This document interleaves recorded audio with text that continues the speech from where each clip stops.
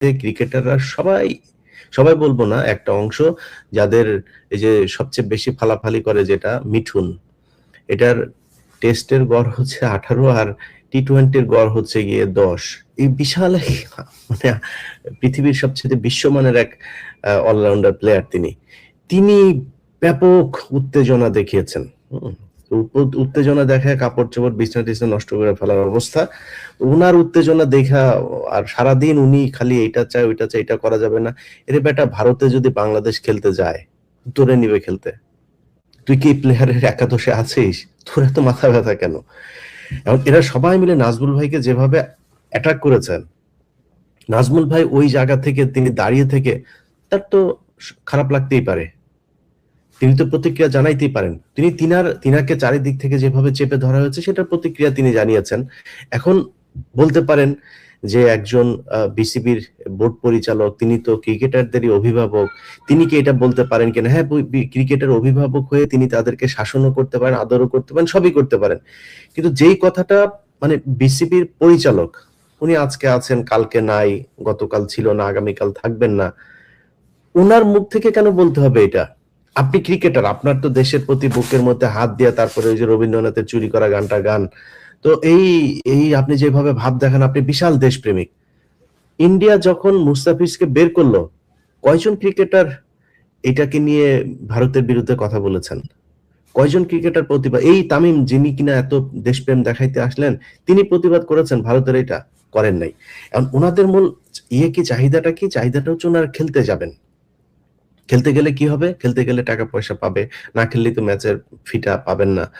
আর তামিম ইকবাল, তারপরে যে আজকে বাংলা এডিশনে একটা করা হয়েছে আপনার খালেদ মাহমুদ সুজন, তার যে 2,58,57 লাখ টাকার যেই চুরি করা, এটার প্রতিবেদনটা দেখানো হয়েছে, সেখানে বিসিবির নথি দেখানো হয়েছে।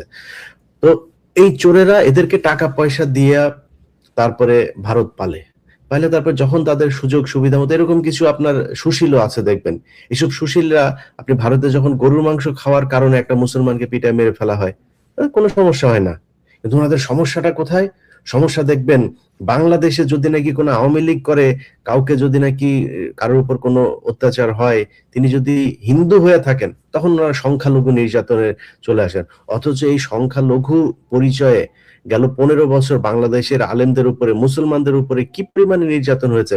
এই গেল 54-55 বছরে কতজন হিন্দুকে আপনার গুম করা হয়েছে, কতজন হিন্দুকে খুন করা হয়েছে, আর মুসলমান কয়জনকে খুন করা হয়েছে বলেন? এরা এই চিত্রটাও ভারতের সামনে তুলে ধরে না। যেই ক্রিকেটাররা আজকে বিশাল দেশপ্রেম দেখাচ্ছেন, আপনারা কি জানেন আইসিসি সবশেষ বিসিবির সাথে যেই মিটিং করেছেন, সেই মিটিং এ আইসিসি বিসিবি কে কি বলেছেন? আমি প্লেয়ারদের কাছে এটা শুনেছি, অতএব সব প্লেয়ারই তো জানেন বিষয়টা কি হয়েছে। সেখানে বাংলাদেশকে বলা হয়েছে আমরা নাকি এক্সট্রিমিস্ট কান্ট্রি, আমাদের দেশে নাকি সব কি বলে এই জঙ্গিরা থাকে, আমাদের দেশে জঙ্গিদের ব্যাপারে আমরা কথা বলি না তাদের। তো বিসিবি থেকে জবাব দেওয়া হয়েছে যে বাংলাদেশের জঙ্গিরা যদি থেকে থাকে, জঙ্গিদের কারণে তো ভারতের ক্রিকেটারদের আসতে কখনো কোনো সমস্যা হয় নাই, বা তারা যদি কিছু বলেও থাকে বিসিবি তো কোনোদিন তাদের কথা শুনে নাই। কিন্তু এই বিসিসিআই কি করেছে? বিসিসিআই তাদের দেশের এই শিব কি বলে ওদের, আর হইল গিয়া এই যে মোদির দল বিজেপি, শিবসেনা বিজেপি, এদের কথায় তারা প্লেয়ারকে বের করে দিয়েছেন। আপনারা তো শুনেছেন, আপনারা রাষ্ট্রীয়ভাবে জঙ্গি রাষ্ট্র, রাষ্ট্রীয়ভাবে আপনারা জঙ্গিদেরকে লালন পালন করেন। আজ পর্যন্ত গরুর মাংস খাওয়ার কারণে যাদেরকে পিটিয়ে মারা হয়েছে তাদের বিচার হয়েছে কোনো? তারা এইভাবে অপমান করে এবং তুচ্ছ তাচ্ছিল্য করে কথা বলে তারা সব শেষ মিটিংটাও করেছেন। মানে ওরা হইলো গিয়ে রাজা, আর এই দেশের মানুষ সব প্রজা, এরকম একটা চাকর বাকরের মতো আচরণ করা। এগুলো প্লেয়াররা জানে না, এগুলো তামিম ইকবাল জানে নাই, এই মিঠুন জানে নাই, এগুলো অন্য প্লেয়াররা জানে নাই, তাদের গায়ে লাগে না, তারা প্রতিবাদ করেছে। মানে সবাই একটা ইতে থাকে, আইপিএল এ যদি ডাক না দেয়, আমরা যদি ইন্ডিয়ার বিরুদ্ধে কথা বলি, আর কিছু আছে নগদ টাকা পেয়ে তারপরে তাদের পক্ষ হয়ে কথা বলে। এইটাই হচ্ছে মানে বাস্তবতা। এখন নাজমুল হোসেন ভাই যেটা বলেছেন, যে কথাটা বলেছেন, আমি এতক্ষণ যা বললাম ইট সিমস লাইক আমি নাজমুল ভাইয়ের কথার বিপরীতই বললাম। কিন্তু এবার আসল পয়েন্টে আসেন। বাংলাদেশের পরে আফগানিস্তান খেলা শুরু করেছে, বাংলাদেশের পরে আয়ারল্যান্ড এসছে, তাদের সাথে ম্যাচ হারে না, নিয়মিত হারে, তাও নিয়মিত। আফগানিস্তানের কাছে আপনার ইয়েও হয়েছে, কি বললো ওটা, হোয়াইট হাউস ওয়াশও হয়েছে। এই বাংলাদেশ, আপনারা যেই খেলা করেন, আপনাদেরকে যে সুযোগ সুবিধা দেয়া হয় ওইটার ধারে কাছে আছে? এতদিনে আপনাদের অন্তত বিশ্বকাপে গিয়ে সেমিফাইনাল, ফাইনাল নিয়মিত খেলা উচিত। আপনারা কি করেন? একজন যদি আউট হন, মনে হয় সব লাইন ধরে বিকাশের পেমেন্টের মতো একটার পর পর একটা পড়তে থাকেন। আপনাদের বিরুদ্ধে কথা বলবে না? বিসিবি বোর্ড পরিচালকরা কথা বলবে না? বিসিবির প্রেসিডেন্ট কথা বলবে না? আপনাদেরকে নিয়ে সমালোচনা করবে না? সমালোচনা তো করবে, সমালোচনা যেতে হবে। আজকে যদি মনে করেন আপনারা এই যে যাওয়ার জন্য এত ফাল পারতেছেন না ইন্ডিয়াতে, সব ভয় টয় সব দূর করে আপনারা গেলেন, গিয়া যে গোহারাটা হারবেন ইন্ডিয়াতে, পাবলিক যে আপনাদের তখন কি করবে এটা বুঝতে পারছেন? স্টেডিয়ামে পাবলিকের পকেটের টাকা দিয়ে আপনারা খেলেন, বাংলাদেশের জনগণের টাকায় আপনারে কোটি কোটি টাকা ইয়ে দেওয়া হয়, বেতন দেওয়া হয়, বিভিন্ন সুযোগ সুবিধা দেওয়া হয়, একটা ম্যাচ হারলেই 2 কোটি ইয়ে, তারপরে এই যে ওই যে কি বলে প্লট, এগুলো কি আপনার বাপের টাকা? শেখ হাসিনার বাপ দিত? বাংলাদেশের জনগণের সেই টাকা আপনাদেরকে দেওয়া হয়। তো সেই টাকা নিয়ে আপনারা খেলা করেন, আপনার দেশের প্রতি দায়বদ্ধতা নেই, যা মনে চায় তাই করেন। স্টেডিয়াম থেকে একটা কেউ কিছু বললে তারা আবার মারতে যান। এত ভাব মারলে তো হবে না।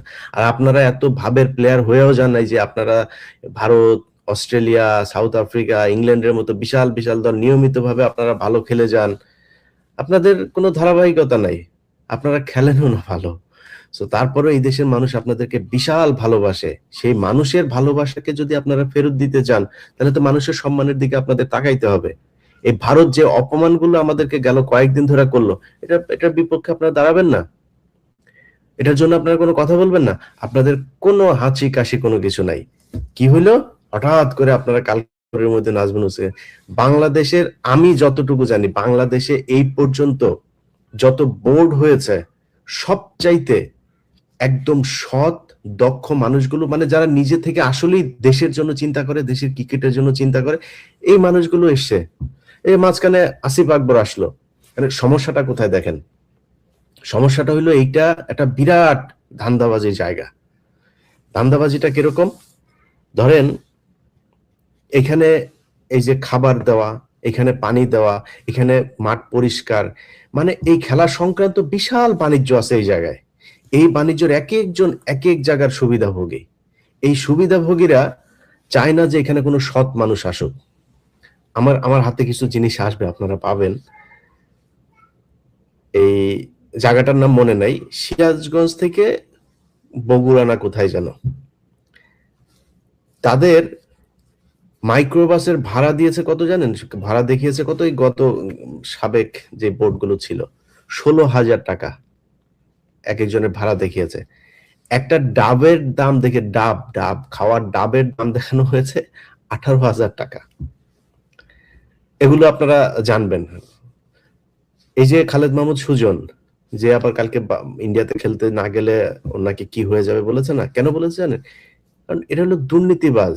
আজকে বাংলা এডিশনে যান আপনারা, বাংলা এডিশনে তার যে নিউজটা দেখানো হয়েছে, সে কি করেছে, বোর্ডের পরিচালকরা, এটা আমি নিজেও জানতাম না, বোর্ডের পরিচালকদের কিন্তু কোনো বাড়তি কোনো বেতন ভাতা কোনো কিছু নাই। তাদের খেলাধুলার জন্য, মাঠ দেখার জন্য, বিসিবির কোনো এই প্রকল্পের জন্য তিনি এক জায়গায় যাবেন, মনে করেন বান্দরবন যাবেন, বান্দরবন গেলে বান্দরবনে সেখানে যাওয়ার পরে হোটেলে থাকা, খাওয়া, গাড়ির ভাড়া টাড়া যেগুলো দরকার হয়, এটা, এর বাইরে কোনো কিছু নাই। এখানে সবাই স্বপ্রণোদিত হয়ে দেশপ্রেম থেকে, দায়িত্ববোধ থেকে এখানে আসেন, একটা সম্মান, আরেকটা হচ্ছে দেশের জন্য কাজ করবেন, ক্রিকেটের জন্য কাজ করবেন, এই জন্য আসেন।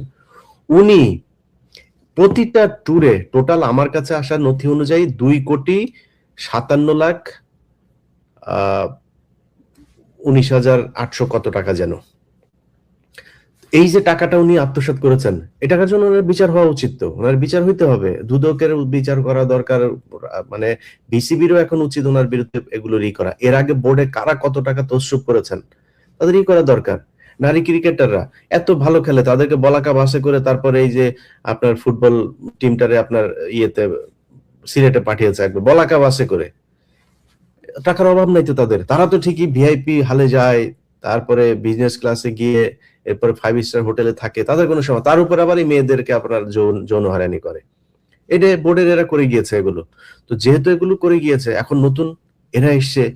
আসিফ আকবর তো ঘাটতারা লোক, আসিফ আকবর তো মনে করেন সে তো শুনবে না, তারা যদি একটা কিছু বলা হয় সে তো ওইটারে প্রোটেস্ট করবে, তার উপর দিয়ে আপনি মাস্তানি করে এত কিছু করতে পারবেন না। এই যে নাজমুল হোসেন, মানে 100% অনেস্ট একটা লোক, একদম 100% অনেস্ট, মানে এটার মধ্যে কোনো চিটারিটা কিছু নাই, কিন্তু তাদেরকে রাখা যাবে না, এই জন্য এদের পেছনে লাগা হয়েছে। আলটিমেটাম দিয়েছে, বাবারে কালকে দুপুরের মধ্যে ওনারা ই করে ফেলতে, নাহলে মিঠুন খেলবে না। মিঠুন যদি না খেলে তাহলে আপনি বুঝতেছেন বাংলাদেশ ক্রিকেট বাঁচবে? এটা হলো বাংলাদেশের এই সাকিব আল হাসানের মতো বাংলাদেশের নয়নের মধ্যমণি হইলো গিয়া মিঠুন। মিঠুন সারা জীবন মনে করেন ওনার কি কি রেকর্ড আছে, একা 10 উইকেট নেওয়ার রেকর্ড আছে, একা 3000 রান করার, এক ম্যাচে, এক ওয়ানডে ম্যাচে 3000 রান করার রেকর্ড আছে।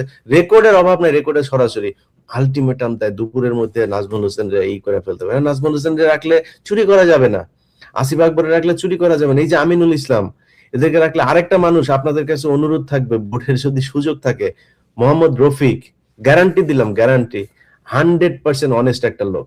এরা যদি পারেন কোনো জায়গায় কাজে লাগায়েন। এই ধরনের লোকগুলো থাকলে এরা চুরি করতে পারবে না, এটা হচ্ছে সমস্যা। ইন্ডিয়ার কথা শোনানো যাবে না। যদি ক্রিকেটারদের ন্যূনতম দেশপ্রেম থাকে, আমি একজন প্লেয়ারের কাছ থেকে যেটা শুনেছি, কালকে আইসিসি মানে ইন্ডিয়া এবং বিসিসিআই এর ওদের নিজস্ব যেটা, এরা বিসিবির কর্মকর্তাদেরকে যে পরিমাণে তুচ্ছ তাচ্ছিল্য ছোট করে কথা বলেছে, আমার দেশকে যেভাবে ছোট করে কথা বলেছে, আমরা নাকি ফান্ডামেন্টালিস্ট, এইসব করে কথা বলেছে। আমার দেশে কোন দিন এই পুরো, আমি মানে বাংলাদেশের ইতিহাসে যদি নাকি আমার একদিন দেখাইতে পারেন যে কোন হিন্দুকে কেউ কোনোদিন জোর করে বলেছে যে তুই কালেমা পড়, এটা যদি কোনো গ্যারান্টি দিতে পারেন, কারোর যদি বলা হয় তুই গরুর গোশত জোর করে খাওয়ানো হয়েছে, শুকুরের মাংস তো আমার হারাম, ওর যেমন গরুর মাংস হারাম, তো আমারে যদি নাকি এখন বলে যে বাংলাদেশের কোনো মানুষ কোনোদিন কোনো হিন্দুকে শুকুরের মাংস খাওয়ার জন্য মেরেছে, আজ পর্যন্ত দেখাইতে পারবেন? কখনো এরকম হয় নাই বাংলাদেশি ইতিহাসে, এটা কোনোদিন হয় নাই, হবেও না ইনশাআল্লাহ এই দেশে। তারপরে আমরা নাকি ফান্ডামেন্টালিস্ট।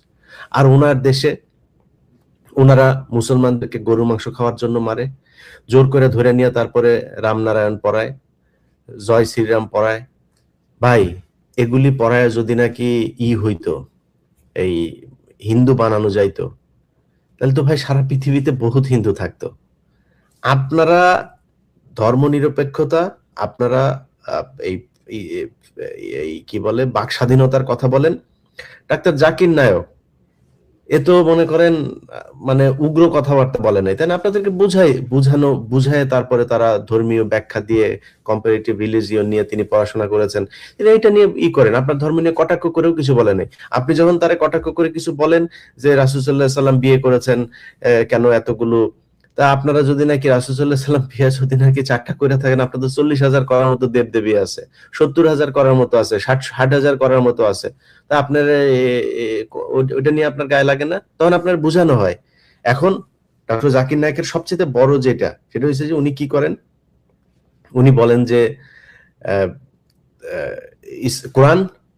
কোরআনের মানে একদম সত্যি, উনি সরাসরি উনি স্বীকার করেন যে কোরআনে এখন পর্যন্ত 80% সত্যতা, সায়েন্সের সত্যতা পাওয়া গিয়েছে, 20% পাওয়া যায় নাই মানে এখনো প্রমাণ হয়নি। প্রমাণ হওয়া না হওয়া মানে আজ থেকে 100 বছর আগে কি মোবাইল ইউজ করতে পারতো নাকি? আজ থেকে 100 বছর আগে কি কোনো মায়ের পেটে ছেলে হবে না মেয়ে হবে সেটা জানার সুযোগ ছিল নাকি? তো অনেক কিছুই আগেও আবিষ্কৃত হয় নাই, এখন আবিষ্কৃত হচ্ছে। আবিষ্কার হয় নাই তার মানে কি এটা সম্ভব না, এটা মিথ্যা না? আবিষ্কার হয় নাই মানে হয় নাই। একসময় মানুষ জানতো যে সূর্য ঘোরে, এখন জানে পৃথিবী ঘোরে, তার মানে কি সায়েন্স তো ভুল করেছিল? সায়েন্স ভুল করেছিল দেখে সায়েন্সের কোনো কিছু মানা যাবে না? কিন্তু কোরআনের আজ পর্যন্ত যা যা প্রতিষ্ঠিত হয়েছে, জানে না সেটা অন্য জিনিস, কিন্তু যা যা এসেছে কোনোটা কি মিথ্যা প্রমাণিত হয়েছে? হয় নাই তো। তো ডাক্তার জাকির নায়ক সেটাই বলেন, সেই লোকটাকে আপনি ওই দেশে থাকতে দেন নাই। কারণ কি, ওই দেশে যদি আর 5 বছর জাকির নায়ক থাকতো, তাহলে তো আপনি আর লোক খুঁজে পাইতেন না, লোকে খুঁজে পাইতেন। এখনই তো আপনাদের এই চোনামোনা নিয়ে তো মানুষের নানান প্রতিক্রিয়া। আপনার দেশের লোকজন, একজন বিচারপতি ওই দিন ভারতের, তিনি বলছেন মানে খুব মানে যৌক্তিক কথা, উনি ওনার হিন্দুদেরকে ওই সাংবাদিকরা প্রশ্ন করেছে, সাংবাদিকদের বলছেন যে আপনি কেন গোমাংস নিয়ে গরু আমাদের মাতা, আপনি এগুলো নিয়ে এই কথা বলেন কেন? সেই লোকটা তখন বলেছে যে আমার এটা নিয়ে কোনো সমস্যা নাই, আপনারা যদি আমাকে মানতে বলেন আমি মানবো, যদি একদিন নরেন্দ্র মোদী গরুর চোনা খায় তাইলে। খায় নাকি কোনো ব্রাহ্মণ? খায় কোনো ব্রাহ্মণ গরুর গোবর খায়? গোবর খাওয়ায় কাদেরকে? যাদেরকে খাওয়ায় তারাই মনে করেন এই এই যে এই কলকাতায় এসে তারপরে হুমকি দেয় বাংলাদেশে নাকি এসে তারপরে সব দখল করে নেবেন। আসিস বাংলাদেশে, বাংলাদেশ এই দেশের প্রতিটা মানুষ এক একজন যোদ্ধা, প্রতিটা মানুষ এক একজন যোদ্ধা। আর এই যোদ্ধাদের অস্ত্রের পাওয়ার নাই, কিন্তু যেই পাওয়ার আছে সেই পাওয়ার উপর থেকে আসে। ওইটারে নিয়ে লাগালাগি করে তারপরে দেশ দখল করে নিয়ে যাবেন, এত সোজা না। এখন হাসিনা নাই। সো এই মূর্খ এগুলোরে দিয়ে এই যে কলকাতায় যে পশ্চিমবঙ্গের যেই মানে যেগুলোরে যেই হিন্দুগুলো আছে এদের কিন্তু সারা পুরো আমেরিকায় এদের প্রচন্ড ছোট তুচ্ছ তাচ্ছিল্য করে দেখা হয়। বাঙালি বাঙালি শুনলে ভারতের কোন জায়গায় বহুত ভালো ভালো অভিনেতা আছে বলিউডে, শুধু বাঙালি এই কারণে টিকতে পারে নাই। খোঁজ নেন দক্ষিণ উত্তর যেখানে যাবেন বাঙালি এদেরকে প্রচন্ড ঘৃণার চোখে দেখা হয়, ভারতেই দেখা হয়। এরা এসে বাংলাদেশের উপরে ই চালায়। এটা বাংলাদেশ যেটুক হাগে তোরা ওইটুক খাওয়ার সুযোগ পাইস। বাংলাদেশের মানুষের জীবনযাত্রা সম্পর্কে তোদের কোনো আইডিয়া আছে? তোদের ওইখানে তো মানে এই আমার তো পাশে, তাই না? আমি তো জানি ভারতের কি অবস্থা। ভাই আমার ফ্যামিলির লোক গিয়েছে ভারতে, বহু আগের ঘটনা, আমার মার চিকিৎসার জন্য। একটা মাছ কিনে এনেছে, বড় মাছ। সে মাছ কেনার জন্য পুলিশ ধরেছে যে তুমি এটা কিনছো কেন, এটা তুমি কিনতে পারবে না, কাইটা কাইটা কিনতে হবে। এই যে আমি ক্রাইসিস তৈরি করেছেন দাদা আপনি বাজারে, বুঝছেন? ওইটা কিনলে ক্রাইসিস তৈরি হয়ে যাবে। এই অবস্থা তোদের। খেয়ে এসেছেন না, গিয়ে যে খাবেন, হ্যাঁ বাইরে গিয়ে হাগা, এটা এই জাতি তোরা। তোরা এসে আমাদের সাথে এসে মাস্তানি করতে আসিস। এদেরকে কাজে লাগাই ব্রাহ্মণরা তাদের এই একটা ধর্ম ব্যবসা করে। বললেন তো ভাই, আপনারা ভারতের পশ্চিমবঙ্গের অনেক মানুষ আছে আমার ভিডিও দেখেন, আপনাদের কমেন্ট ইমেল টিমেলে পাই। বললেন ভাই, বেশিরভাগ যদি আমার ইমেল যারা করে মুসলমানেরাই করে, হিন্দুরা মাঝে মধ্যে থ্রেড করে। মুসলমান ভাই হিন্দু ভাই যারা দেখেন আমার ভিডিও, আপনি একটু বললেন আপনার পাশের ব্রাহ্মণ রে একটু যাই বলে একটু গরুর চোনা খাইতে। আপনি তো খান, আমার কোনো সমস্যা নেই, এটা আপনার ধর্ম অ্যালাউ করলে আমার কোনো সমস্যা নেই। আপনি গরুর চোনা খাবেন, আপনাকে আপনার ধর্ম সেই অধিকার দিয়েছে। আমার ধর্ম আমাকে অধিকার দিয়েছে গরুর গোশত খাবার। আমার ধর্ম আমাকে বলেছে যে গরুর চোনা যদি তোমার গায়ে লাগে তুমি নাপাক হবা, পরে পাক হয়ে তারপরে ইবাদত করতে হবে। এটা আমার ধর্ম, আমার ধর্ম আমি মানবো, আপনার ধর্ম আপনি মানেন, কোনো সমস্যা নেই। তা আপনার ব্রাহ্মণদের যা বলেন যে ভাই একটু গরুর চোনা খাও, একটু গোবর খাও, এটা অনেক ভিটামিন, তো গরুর গোবরে তো অনেক ভিটামিন, একটু খাইতে বললেন। তাহলে আমরা বুঝবো যে হ্যাঁ ঠিক আছে, মানে আপনারা বুঝবেন যে না ঠিক আছে, তাহলে এটা ওনারা আমার গুরুজনেরা যা বলে তাহলে এটা ঠিকই আছে। এই ব্যবসায়ের এই যে অস্ত্র হিসাবে আপনারা কাজে লাগেন, সারা জীবন এই অচ্যুত হয়েই থাকতে হবে। আর এই কলকাতায় বসে বসে তারপরে ভারতের হুমকি দিতে পারবেন, এর বাইরে আর কোনো কিছু পারবেন না। যাই হোক, আমরা যে বিষয় নিয়ে আলোচনা থেকে অনেক দূরে চলে গিয়েছে। বাংলাদেশ ক্রিকেট বোর্ডের ক্রিকেটারদেরকে বলবো, ভাই একটু সামনের দিকে, 2 দিন পরের দিকে তাকান। মনে করেন কথার কথা, আপনি এই আইসিসির ক্রিকেটে খেলতে গেলেন, মনে করেন খেলতে গেলেন, আমরা কিছু শর্ত তো তাদেরকে দেওয়া হয়েছে, আমরাও কিছু শর্ত দিয়েছে। সেই শর্তের পরে একটা সমঝোতা হইলে আপনারা খেলতে গেলেন। এখন 2টা অল্টারনেটিভ হইতে পারে। যেমন বাংলাদেশ ক্রিকেট বোর্ড বলেছে যে আয়ারল্যান্ডকে খালি বাংলাদেশের গ্রুপে নিয়ে আসতে, বাংলাদেশকে আয়ারল্যান্ডের গ্রুপে নিয়ে যাইতে, অর্থাৎ আয়ারল্যান্ডের ম্যাচগুলো সব শ্রীলঙ্কাতে, তাইলেই সবকিছু সমাধান হয়ে গেল। আচ্ছা, আরেকটা বিষয় বলে রাখি, বোর্ডের সাথে কালকে আইসিসির মিটিং এর একটা গুরুত্বপূর্ণ জিনিস। বোর্ড বলেছে যে তোমরা আমাদেরকে নিরাপত্তা দিতে পারবা কিনা। তারা বলেছে এটা আমাদের দায়িত্ব না। তোমার দেশে খেলতে যাবে তুমি, এটার দায়িত্ব না। তার মানে ওরা একটা ঘটনা ঘটানোর, বাংলাদেশ ক্রিকেটকে আরো 30 বছর পিছায় নেওয়ার জন্য একটা পরিকল্পনা ওদের আছে। ওরা বলবে একটা হামলা হয়েছে তো কি হইলো, হতেই পারে। ওনারা তো যত কিছুই করুক ওনারা জঙ্গি না, মুসলমান কোন দেশে কিছু করলে সেটা জঙ্গি। এখন ওনারা করে ফেলতে পারে, ওনারা দিবেন না। তো বোর্ডের যেটা যে আয়ারল্যান্ডকে যদি এই গ্রুপে দেওয়া হয়, এই গ্রুপ থেকে যদি বাংলাদেশকে আয়ারল্যান্ডের গ্রুপে দেওয়া হয়, তাহলে ক্রিকেটের পুরো ম্যাচগুলো আমাদের হবে শ্রীলঙ্কাতে। সমস্যা কি করেন? আইসিসি মানেই তো বিসিসিআই, ইন্ডিয়ান ক্রিকেট বোর্ড। তো ইন্ডিয়ান ক্রিকেট বোর্ড এটা বললেই হয়ে যায়। আর এটা তো খুব যৌক্তিক বিষয়। আপনারা নিজেরাই বলেছেন যে আপনার দেশে নিরাপত্তা ঝুঁকি আছে, প্লেয়ারদের আপনি নিরাপত্তা দিতে পারবেন, তা আমার প্লেয়াররা কেন যাবে? আর আমার প্লেয়াররা কেন যারা যাইতে যাচ্ছে, প্রশ্নটা হলো এখন তাদেরকে নিয়ে। তারা এইটা নিয়ে কোনো কোয়েশ্চেন করে না যে ভারত আমাদেরকে কেন দিবে না, কিন্তু ওনাদের এর আগে পাকিস্তানের সমস্যা ছিল না, পাকিস্তান রাষ্ট্রীয়ভাবে বলেছে আমরা গ্যারান্টি দিচ্ছি তোমাদের জন্য 12 স্তরের নিরাপত্তা দিতে চেয়েছে, যায় নাই। এই বাংলাদেশ ক্রিকেট বোর্ডই যায় নাই, তখন যান নাই কেন? এই ক্রিকেটারদের ভেতরে কেউ কেউ এটার বিরোধিতা করেছে, পাপন নিজে স্বয়ং যেতে চেয়েছে, তারপর ওনারা যান নাই। তো আপনারা কেন করেন নাই তখন? এখন আপনাদের খুব যাওয়ার জন্য পারাপারি শুরু করেছেন। এই সবকিছু হয়েছে ভারতের যেই পয়দা করা, 71-এ পয়দা করা যেগুলো, এগুলোর মাধ্যমে যে নতুন যে প্রজন্ম তৈরি করেছে পয়সার মাধ্যমে, এগুলোর দিয়ে আমাদেরকে এই ন্যারেটিভ তারা তৈরি করতে চায়। যাই হোক, ক্রিকেট বোর্ডে চেয়ারম্যান সহ পরিচালক আপনাদের সাথে এই দেশের মানুষ আছে। আপনাদের যে সিদ্ধান্ত নিয়েছেন, এই সিদ্ধান্তের সাথে বাংলাদেশের মানুষ একাত্মতা ঘোষণা করেছে। এরপরও যদি কোনো পরিস্থিতিতে কোনো হিসাব নিকাশ মিলে গেলে যদি ভারতে যাওয়াই হয় বা শ্রীলঙ্কাতে গিয়ে খেলা হয়, অর্থাৎ এই বিশ্বকাপে যদি বাংলাদেশ দল পার্টিসিপেট করে, এই 2 দিন পরে বাংলাদেশ ক্রিকেটাররা মাথায় রাখেন, কিন্তু আপনারা খেলা করছেন সেই 97 সাল থেকে, মানে বিশ্বকাপে। আর সেই 97-এর আগে আরো কত বছর আপনাদের পেছনে টাকা পয়সা ঢেলেছে। 97 থেকে এদিকে হলো গিয়া 26 বছর, ওইদিকে 3 বছর, 29 বছর, 30 বছর, 3 দশক আপনারা খেলা করছেন। প্রথম রাউন্ড থেকে বের হইলে কিন্তু দেশে ঢোকার সময় কিন্তু পাবলিক আদর আপ্যায়ন করবে, এটা কিন্তু মাথায় রাখেন। সো বাংলাদেশের মানুষের আবেগ নিয়ে খেলা না করে ক্রিকেট খেলেন, ভালো খেলেন, বাংলাদেশের সম্মানের জন্য কথা বলেন। যেটা করলে দেশের সম্মান থাকবে। শুধু নিজের পকেট ভরার জন্য খেলবেন, আপনারা কেউ কিছু বলতে হয় না, আপনি ভালো ক্রিকেটার হয়ে গেছেন দেখা মাঠের একজন এই দর্শক আপনারা কিছু বললে আপনার গায়ে লেগে যাবে, তারে ব্যাট ছুঁড়ে মারবেন, ক্যাপ ছুঁড়ে মারবেন, লাথি মারবেন, ঘুষি মারবেন, এটা করা যাবে না।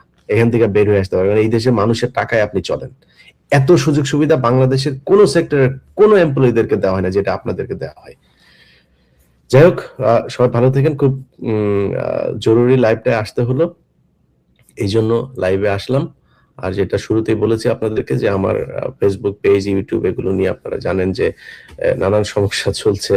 তো আমার যেই নতুন ইউটিউব চ্যানেলটা, সেটা আপনাদেরকে এখানে লাইভে আপনারা যেটাতে দেখলেন এটা সাবস্ক্রাইব করবেন এবং আপনার যারা পরিচিত যারা আছে তাদেরকে জানাবেন, বিভ্রান্ত না হতে, যে আমার নামে অন্যান্য যে ফেসবুক পেজ, ইউটিউব যেগুলো আছে এগুলোর ব্যাপারে সাবধান থাকতে। ওইখানে ছড়ানো কোনো তথ্য সেটা আমার তথ্য না। আমি আমার এই যে 1.5 মিলিয়ন এখন আছে যেটা, এটার পেজ এবং ইউটিউব চ্যানেল যেটা এই যে 6.5 লাখ মতো যেটা আছে, এটা একটা নতুন পেজ। আর 15 মিনিটস নামে যেটা এখন লাইভ আপনারা দেখছেন, এটার 30,000 মতো সাবস্ক্রাইবার আছে। আর আগের যেটা আছে সেটা তো আছেই, 5 মিলিয়নের কাছাকাছি। এর বাইরে আমার কোনো ফেসবুক পেজ, ইউটিউব চ্যানেল যদি করে থাকি, সেটা অবশ্যই আমাদেরকে আমার ইউটিউব